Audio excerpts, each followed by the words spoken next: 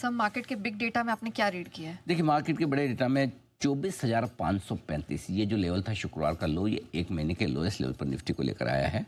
और अगस्त 2023 के बाद पहली बार ऐसा हुआ है। सोचिए, अगस्त 2000 पूरे 2 साल बाद ऐसा हुआ कि लगातार 5 हफ्ते निफ्टी नेगेटिव बंद हुआ है। इस शुक्रवार को जो बंद हुआ वीकली क्लोजिंग के हिसाब से 5 हफ्ते से 2023 के बाद, यानी कि लगभग 2 साल के बाद ऐसा हुआ है कि निफ्टी लगातार, इससे आप समझ सकते हैं कि मार्केट का मूड कितना कमजोरी वाला है। ठीक है। बैंक निफ्टी एक महीने के निचले स्तर के आसपास है। 55,550 के आसपास का लो गुरुवार का था, 55,565 का शुक्रवार का था, ऑलमोस्ट। सो 55,550 बैंक निफ्टी भी एक महीने के निचले स्तर के करीब है। ये तो डेटा हो गया मार्केट के। अब दूसरे डेटा आप देखिए, बड़े एफआईज और घरेलू फंड्स के बड़े डेटा क्या। 17 मार्च के बाद पहली बार लगातार एफआईज ने 10 दिनों तक बिकवाली की है।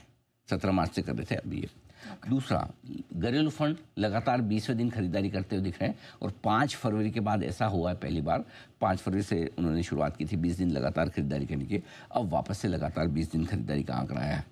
मजे की बात देखिए, जुलाई का महीना जो खत्म हुआ है, लगातार 12 महीने ऐसे रहे जब घरेलू फंड नेट खरीदारी कर रहे हैं। एक भी महीना बेचा नहीं है, एक भी महीना नहीं बेचा है। पिछली बार अगस्त 2024 में घरेलू फंड, हे भगवान, फिर अगस्त आ गया। आई होप कि बेचे ना, नहीं बेचेंगे, पैसे तो बहुत हैं इनके पास में, लेकिन अब 12 महीने से लगातार खरीदारी कर रहे हैं। पिछली बार अगस्त में ही बेचा था और उसके बाद सितंबर में बाजार खराब होता है, इफ यू रिमेंबर। ठीक है। अब आइए, एक और डेटा जो इंपॉर्टेंट है वो है एफआईज के इंडेक्स फ्यूचर्स में लॉन्ग पोजीशन घटकर 8.5% के आसपास, जो कि 15 महीनों के निचले स्तर पर है। और इसमें भी एक बहुत इंटरेस्टिंग और डेटा है जो मैं इतिहास की बात कर रहा था।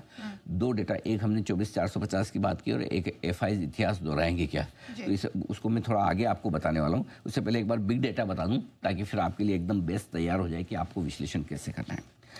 ग्लोबल बिग डेटा, डाउ 5 हफ्तों के निचले स्तरों पर पहुंचा है और 30 मार्च के बाद ये सबसे कमज़ोर हफ्ता रहा है। तो अमेरिकी बाजारों में तस्वीर अलग दिख रही है। S&P 500 और नेस्डेक अब तक मजबूत दिख रहे थे, लेकिन डाउ में उतनी मजबूती है नहीं, राइट।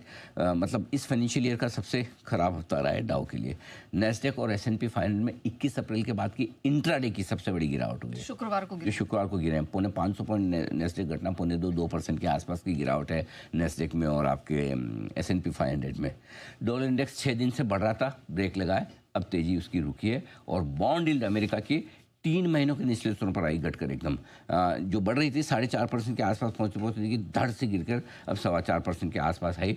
और रुपया लगातार 5वें हफ्ते कमजोरी के साथ बंद हुआ। 5 हफ्ते से कमजोरी है। लाइफ फ्लो के आसपास ही हम बिल्कुल, लाइफ फ्लो अभी बनाया नहीं, इसलिए बिग डेटा में 5 हफ्ते की लगातार कमजोरी। 5 हफ्ते से रुपया कमजोर है, 5 हफ्ते से निफ्टी कमजोर है, वीकली बेसिस पर ही है।